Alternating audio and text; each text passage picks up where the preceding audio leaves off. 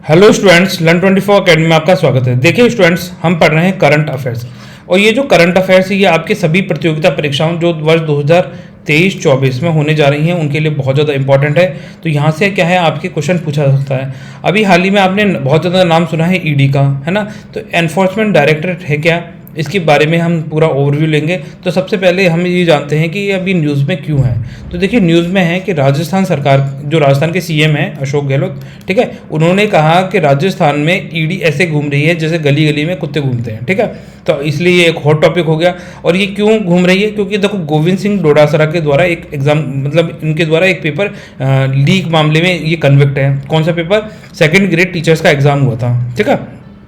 तो उसमें जो जीके का पेपर था, जीके का पूरा पेपर लीक हो गया था। तो इसी के लिए इन पे ईडी चार्जेस लगा रही है, ठीक है। गोविंद सिंह डोटासरा पे कार्रवाई चल रही है। इसके अलावा जो सीएम हैं हमारे अशोक गहलोत, उनके बेटे हैं वैभव गहलोत, ठीक है। तो वैभव गहलोत के ऊपर चार्जेस लगाए गए हैं फेमा के तहत, फॉरेन एक्सचेंज मैनेजमेंट एक्ट के तहत 1999, ठीक है, 1999 के तहत इन पे चार्जेस लगाए गए हैं वैभव गहलोत। तो इसीलिए ये एक हॉट टॉपिक हो जाता है कि ईडी क्या है, ईडी के बारे में जानते हैं। क्योंकि देखो जो आपके सामने दिखाई देता है उसमें से क्वेश्चन आने के चांसेस कम होते हैं, जो उससे रिलेटेड जो बैकग्राउंड इन्फॉर्मेशन वहाँ से क्वेश्चन बहुत ज़्यादा पूछे जाते हैं, ठीक है। तो हमें ईडी पता होनी चाहिए कि ईडी की फुल फॉर्म क्या है। कई लोग सोचते हैं ईडी की फुल फॉर्म है एनफोर्समेंट ऑफ डायरेक्टरेट, जबकि इसकी फुल फॉर्म होती है, इसको बोला जाएगा डायरेक्टरेट ऑफ एनफोर्समेंट।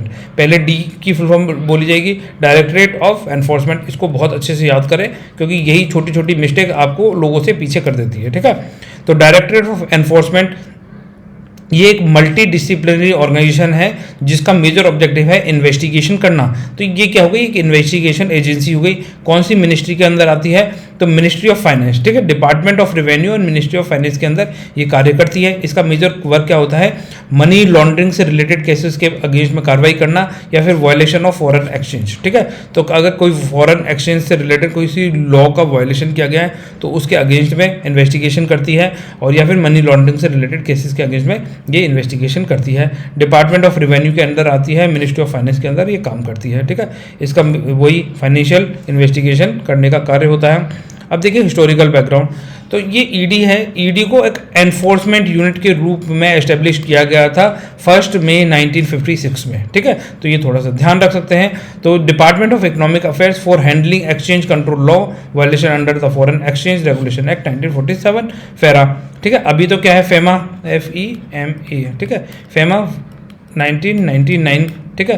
तो पहले क्या था, जो फेमा का पुराना नाम क्या था, फेरा हुआ करता था। बाद में इसका नाम अपग्रेड कर दिया गया, इसको फेरा बना दिया गया, ठीक है। तो फेरा को खत्म करके फेमा आ गया है। तो पहले क्या था, फॉरेन एक्सचेंज रेगुलेटरी एक्ट हुआ था जिसका नाम अब क्या है, फॉरेन एक्सचेंज मैनेजमेंट एक्ट, ठीक है। तो ये थोड़ा सा ध्यान रख सकते हैं, यहाँ से आपसे क्वेश्चन पूछे जाते हैं। In the year 1957 the unit was renamed, ठीक है, एनफोर्समेंट डायरेक्टरेट कहा गया था। तो जब ये शुरू में आई थी तो एनफोर्समेंट यूनिट के रूप में इसको एस्टेब्लिश किया गया था, और बाद में 1957 में इसका नाम क्या कर दिया था, एनफोर्समेंट डायरेक्टरेट कर दिया गया था। ये आपको थोड़ा सा ध्यान रखना है, ठीक है। Administrative control of the directorate was transfer, ठीक है। तो पहले जो इसका एडमिनिस्ट्रेटिव कंट्रोल था वो किसके हाथ में था, डिपार्टमेंट ऑफ इकोनॉमिक अफेयर्स के हाथ में, जिसको बाद में डिपार्टमेंट ऑफ रेवेन्यू के हाथ में सौंप दिया गया था। यहाँ से यहाँ ट्रांसफर कर दिया गया है, ठीक है। ये थोड़ा सा ध्यान रखना है। फॉर ए शॉर्ट पीरियड, और कुछ समय के लिए जो इसका वर्कलोड था, ठीक है। तो ये administrative jurisdiction department of personal and administrative reforms के अंदर भी चला गया था 1973 से लेकर 1977 के बीच में। तो ये इतना इंपॉर्टेंट नहीं है, पर ये इस चीज़ को थोड़ा सा ध्यान रख लें। पहले डिपार्टमेंट ऑफ इकोनॉमिक अफेयर्स के अंदर काम करता था, बाद में इसे डिपार्टमेंट ऑफ रेवेन्यू में ट्रांसफर कर दिया गया था 1960 के अंदर। आगे चलते हैं। देखिए the prime objective of the enforcement directorate, ठीक है। एनफोर्समेंट डायरेक्टरेट के मेजर ऑब्जेक्टिव क्या है? तो इसका मेजर ऑब्जेक्टिव है कि जो फॉरेन एक्सचेंज मैनेजमेंट एक्ट से रिलेटेड कोई भी कानून का वायलेशन हुआ है तो उसकी जांच पड़ताल करना, ठीक है, उसके अगेंस्ट में केस दायर करना, ठीक है, चलाना। प्रिवेंशन ऑफ मनी लॉन्ड्रिंग से रिलेटेड कोई वायलेशन हुआ है एक्ट का तो वो उसके अगेंस्ट में काम करना, ठीक है। फ्यूजिटिव इकोनॉमिक ऑफेंडर्स एक्ट 2018, तो ये फ्यूजिटिव इकोनॉमिक ऑफेंडर्स एक्ट है, जो भगोड़े होते हैं जो पैसा खा के इंडिया से बाहर भाग जाते हैं, जैसे एग्जांपल विजय माल्या, नीरव मोदी, तो ठीक है। तो उनके अगेंस्ट में केस चलाना, ये कौन सा एक्ट हो गया, एक्ट 2018 का हो गया, फ्यूजिटिव इकोनॉमिक ऑफेंडर्स एक्ट, ठीक है। ये थोड़ा ध्यान रखें।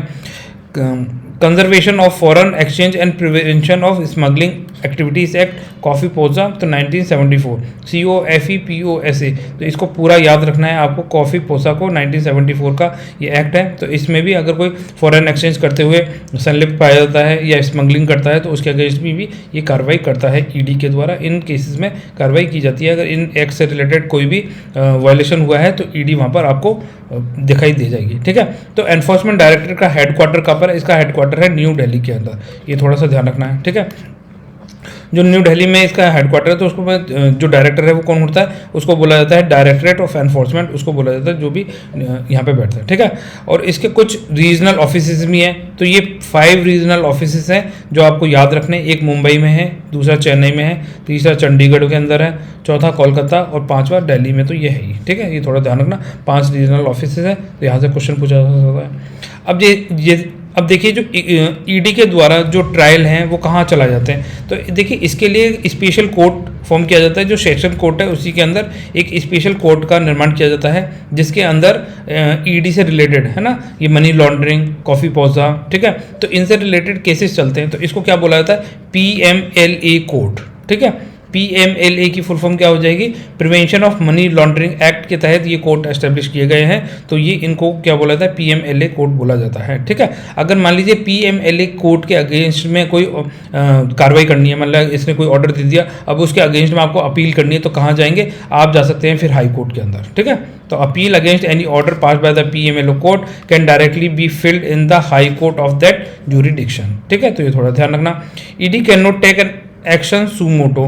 तो ईडी क्या है? अपने खुद से कोई भी एक्शन नहीं ले सकती, सुमोटो एक्शन नहीं ले सकती है। ये थोड़ा सा ध्यान रखें, ये एक इंपॉर्टेंट पॉइंट है, ठीक है। क्या ईडी सुमोटो एक्शन ले सकती है? तो नहीं, ईडी सुमोटो एक्शन नहीं ले सकती। तो इसके लिए पहले क्या होगा? किसी को कंप्लेंट दायर करनी पड़ती है, फिर उस कंप्लेंट पर ये क्या कर सकती है? कार्रवाई कर सकती है, इन्वेस्टिगेशन कर सकती है। तो सबसे पहले क्या करेगी? ईडी विल इन्वेस्टिगेट, ठीक है, पहले नंबर पर। फिर मे अटैच द प्रॉपर्टी, जो भी कन्विक्ट है उसकी प्रॉपर्टी को अटैच कर सकती है, उसके अगेंस्ट में अरेस्ट का ऑर्डर ला सकती है, ठीक है।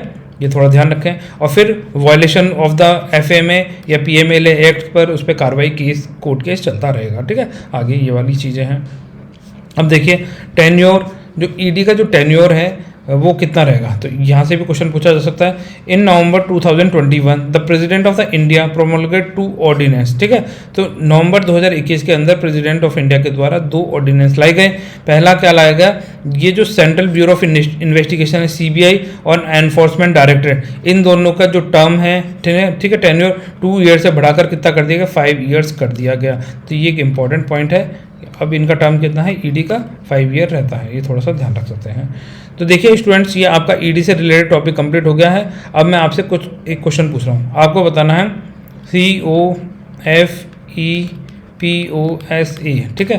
तो इसके एक्ट का ईयर बताना है कि कौन सा एक्ट है ये, ठीक है। कॉफ़ी पोसा एक्ट कौन सा ईयर का है? तो ये इसके बारे में कमेंट सेक्शन में लिखें। तो फिर स्टूडेंट मिलते हैं नेक्स्ट सेक्शन में, तब तक के लिए बाय। आप सब लोग खुश रहिए, अपना ध्यान रखिए, ठीक है। और आपके कोई डाउट्स हैं तो उससे रिलेटेड क्वेश्चन भी आप पूछ सकते हैं, ठीक है। तो वीडियो को लाइक कर दीजिए।